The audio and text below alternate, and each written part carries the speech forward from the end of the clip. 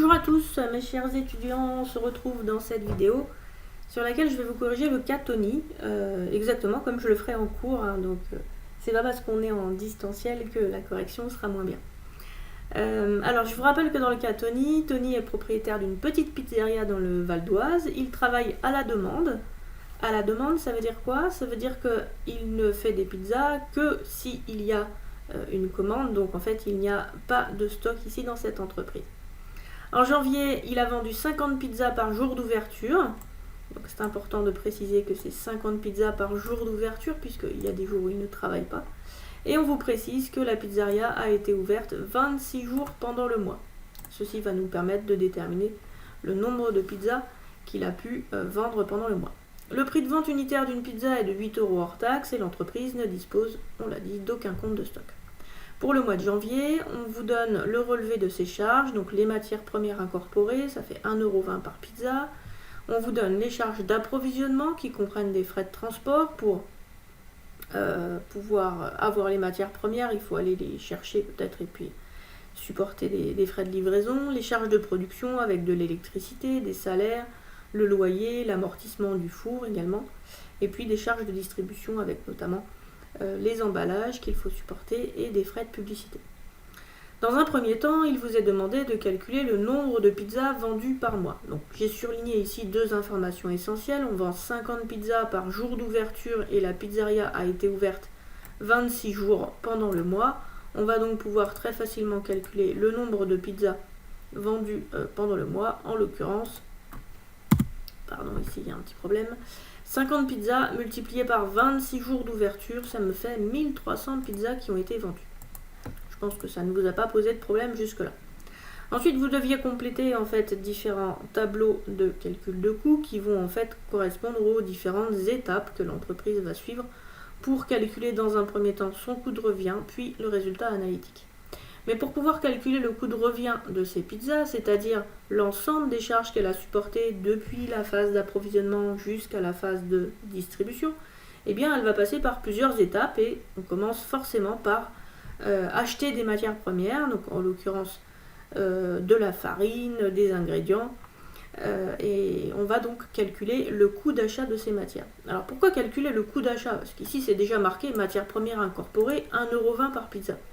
En fait, ce qu'on vous donne ici, ce n'est pas le coût d'achat, c'est le prix d'achat des matières premières que vous avez incorporées. C'est simplement le prix que vous avez payé auprès de votre fournisseur.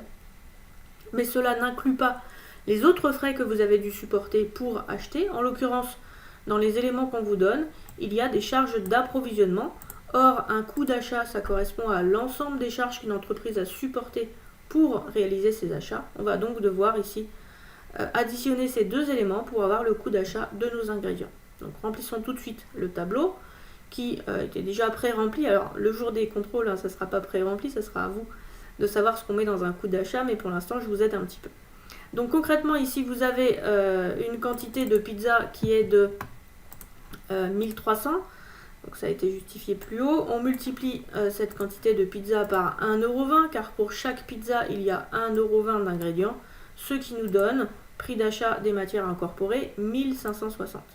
Mais pour pouvoir se faire livrer ces matières premières, on a dû supporter, c'est marqué là-haut, ici, 400 € de frais d'approvisionnement. Alors ces 400 €, faites bien attention, est-ce qu'on les met en quantité, en coût unitaire ou en montant?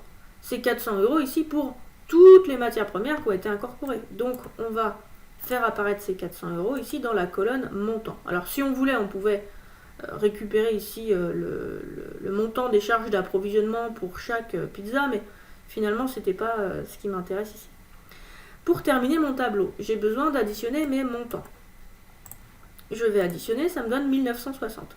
Ensuite je me demande qu'est-ce que je suis en train de calculer. Je suis en train de calculer en fait le coût d'achat de chaque lot de matières premières. Or j'ai un lot de matières premières puisque j'ai un lot d'ingrédients par pizza. Donc ici exceptionnellement je vais recopier la quantité produite qui est également la quantité de l'eau de matière première que j'ai acheté. Je peux ainsi retrouver le coût unitaire. C'est souvent quelque chose qui vous pose problème, le coût unitaire, hein, surtout au début. Le coût unitaire, c'est le montant divisé par la quantité. C'est comme quand vous allez au restaurant, hein, pour savoir qui a payé quoi, pour savoir non, pas qui a payé quoi, mais pour savoir combien vous allez faire payer à chacun quand vous allez tous au restaurant, puis que vous décidez de partager l'addition, bah vous prenez le montant de l'addition et vous divisez par le nombre de personnes. Bah là, c'est exactement la même chose.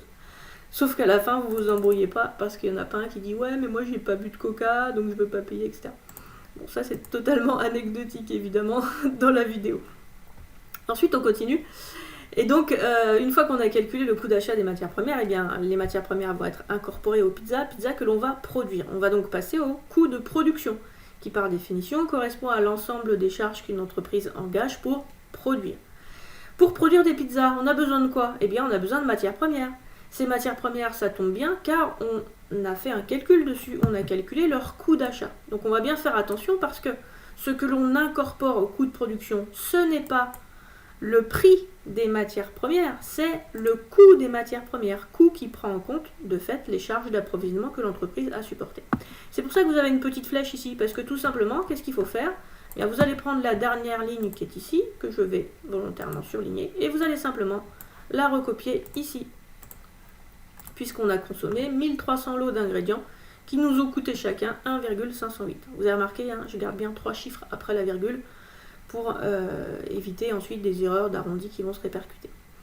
J'ai supporté des charges de production avec de l'électricité, il y avait quoi? Du salaire, des loyers, l'amortissement du four. L'amortissement du four, hein, je sais que vous n'avez pas encore forcément vu le cours sur les amortissements, c'est une partie en fait de la consommation du four. Votre four se consomme parce qu'il s'use en fait. Et donc il y a de l'obsolescence qui est liée à de l'usure. Donc ici, il y a une partie de ces 2800 € qui correspond à l'usure du four. Donc 2800 €, on fait comme tout à l'heure, on les met globalement. Et on va donc pouvoir calculer le coût de production de chaque pizza qui a été vendue en faisant somme des montants ici. Donc pour 4760, on reporte la quantité qui est la quantité de pizza cette fois-ci. Hein. Tout à l'heure, c'était la quantité de lot de matière première, mais là, c'est la quantité de pizza. Et pour avoir le coût unitaire, je fais montant divisé par quantité. Donc je trouve ici un coût unitaire de 3,662. Toujours 3 chiffres après la virgule. Ensuite, je vais calculer le coût de revient. Le coût de revient, c'est un coût qui inclut l'ensemble des charges depuis la phase d'approvisionnement jusqu'à la phase de livraison. Le coût de revient, forcément, tient compte du coût de production de mes pizzas. Donc je vais faire comme tout à l'heure. La principale composante de mon coût de revient, c'est le coût que j'ai calculé juste avant. Je vais le surligner en bleu et je vais simplement le recopier ici. Donc dans mon coût de production, j'ai ici à la fois le coût des matières premières qui ont été incorporées, plus toutes les charges de production. Mais le coût de revient, je vous ai dit, c'est l'ensemble des charges relatives aux pizzas vendues depuis la phase d'approvisionnement jusqu'à la phase de vente, jusqu'à la phase de distribution. Je vais donc incorporer ici dans mon coût de revient les derniers éléments qu'on me donnait dans l'énoncé, à savoir les charges de distribution. On voit bien qu'on cloisonne ici les services, on a l'approvisionnement, la production, la distribution. Donc j'additionne mes charges de distribution qui sont dans mon énoncé. J'additionne mes montants ici pour trouver le coût de revient global de toutes mes pizzas vendues pendant la période. Ça me donne 5060. Que je rapporte au nombre de pizzas vendues. Ici, le nombre de pizzas vendues est le même que le nombre de pizzas produites, puisque tout ce qui a été produit a été vendu. Ça me donne 1300. Et je fais 5060 divisé par 1300 pour trouver ici 3,892. Il me reste ensuite à calculer mon résultat analytique, c'est-à-dire déterminer si j'ai réalisé un bénéfice ou une perte sur la vente de ces pizzas. Vous vous rappelez comment on calcule la formule du résultat analytique? C'est la différence entre... Comme tout résultat, différence entre les produits et les charges. Les produits, c'est en fait le chiffre d'affaires de l'entreprise et les charges en fait sont constituées par les coûts de revient puisqu'on a additionné toutes les charges de l'entreprise ici qui concernaient les pizzas. Alors pour le chiffre d'affaires, je prends la quantité vendue, c'est toujours 1300. Je multiplie par le prix de vente d'une pizza. Alors c'est marqué coût unitaire ici, mais spécifiquement pour le résultat, on reporte parfois soit le prix, soit le coût, selon qu'on calcule le chiffre d'affaires ou le coût de revient des pizzas. Donc là, chaque pizza est vendue en moyenne 8 €. Je laisse le prix hors taxe, puisque je raisonne toujours en hors taxe en calcul de coût. Je multiplie et ça me donne 10 400. Je n'ai qu'à recopier le coût de revient des pizzas que j'ai trouvé ici. Donc je le surligne ici en vert et je le reporte. Vous pouvez faire la même chose, c'est important dans vos notes de cours d'avoir des couleurs, des flèches, pour voir exactement les liens entre les différents tableaux. Et ensuite, je n'ai plus qu'à soustraire ici mes montants. Donc 10 400 moins 5060. Et là, qu'est-ce que je fais? Je soustrais mes quantités? Oh non, faites pas ça. On soustrait jamais les quantités ici. Hein, ça n'a pas de sens. On se demande qu'est-ce qu'on calcule. Je suis en train de calculer le résultat. Le résultat de quoi? Des pizzas que j'ai vendues. Donc ici, je reporte toujours la quantité que j'ai vendue. Jamais de soustraction entre les quantités. Hein. Il y en a plein qui me font ça le jour des DS. Forcément, c'est ceux qu'on pas révisé, hein, mais bon. J'espère que ça ne vous arrivera pas. Pour trouver le coût unitaire, ici, en fait, on a deux façons de faire. Soit vous faites 5340 divisé par 1300. Soit, puisque ici, vous avez des quantités qui sont homogènes, vous pouvez faire 8 moins 3,892 ici. Ce qui me donne 4,108. J'ai trouvé ici ce que j'appelle un résultat analytique unitaire. Je l'appelle également une marge. C'est la marge sur chaque pizza vendue. On va donc pouvoir améliorer ensuite l'information en déterminant le taux de profitabilité de l'entreprise Tony. Pourquoi calculer un taux de profitabilité? Eh bien parce que ça va permettre de faire des comparaisons dans le temps et puis également par rapport à nos concurrents éventuellement si on arrive à récupérer le taux de profitabilité moyen de nos concurrents. Donc concrètement ici pour calculer le taux de profitabilité j'ai deux façons de faire, soit je raisonne au niveau des éléments unitaires, soit je raisonne au niveau des éléments globaux. Donc je commence par raisonner au niveau unitaire. Pour calculer un taux de profitabilité, je rapporte, comme son nom l'indique, le profit. Donc ici c'est la marge unitaire que j'appelle également résultat analytique unitaire, ce qui correspond à 4,108. Et je me demande en fait combien de chiffre d'affaires a été nécessaire pour obtenir ces 4,108 € de marge par pizza. Or, le chiffre d'affaires d'une pizza n'est rien d'autre que son prix de vente. Donc je divise par 8. Ce qui me donne sur la calculatrice 0,5135. Mais moi je veux un résultat qui est exprimé en pourcentage, puisque ce que j'attends ici c'est un taux. Donc vous me le mettez en pourcentage avec deux chiffres après la virgule pour bien garder du détail, ce qui me donne 51,35%. J'aurais pu, faites-le bien sur la calculatrice, hein, parce que vous avez tendance à me mettre 0,5135% sur vos copies. J'aimerais que vous soyez tous capables de convertir le 0,5135 sur un chiffre exprimé en pourcentage. J'aurais pu également trouver ce taux de profitabilité en faisant le résultat analytique global divisé par le chiffre d'affaires. Ça revient au même, hein, il y a juste un multiplicateur de 1300 qui diffère entre les deux calculs, puisque ça fois 1300 ça donne ça, et 8 fois 1300 ça donne 10 400. Ça me donne donc, vous l'avez constaté, 51,35%. Une fois qu'on a fait ce constat de nos coûts, de nos résultats, eh bien, le but de la comptabilité de gestion, c'est de pouvoir éventuellement prendre des décisions, de modifier certains éléments de nos coûts ou de notre prix éventuellement, pour pouvoir ajuster notre stratégie. Donc là, en l'occurrence, on estime que 51,35%, c'est pas un taux de profitabilité suffisant. Alors, pourquoi c'est pas suffisant? Parce que sur les pizzas, il y a quand même d'usage d'avoir des taux de profitabilité qui sont très très importants. Hein. Vous le voyez, il y a très peu d'ingrédients par pizza. 1,20 € d'ingrédients par pizza, même si on prend le coût, ça fait 1,5 € d'ingrédients par pizza. Donc, du coup, il y a moyen de se faire des marges qui sont assez importantes. Et donc concrètement, là, on vend finalement pas très cher, et c'est pour ça qu'on a une profitabilité qui est de 51,35%. Et donc l'entreprise voudrait atteindre un taux de profitabilité de 60%. Et elle vous demande, du coup, de modifier le prix de vente en conséquence. Alors on ne s'emballe pas, hein, on ne va pas trouver la solution du premier coup, mais évidemment, hein, c'est le 8 qui est ici que je veux changer. Et donc je vais partir ici de mon objectif. Mon objectif, c'est d'avoir un taux de profitabilité de 60%.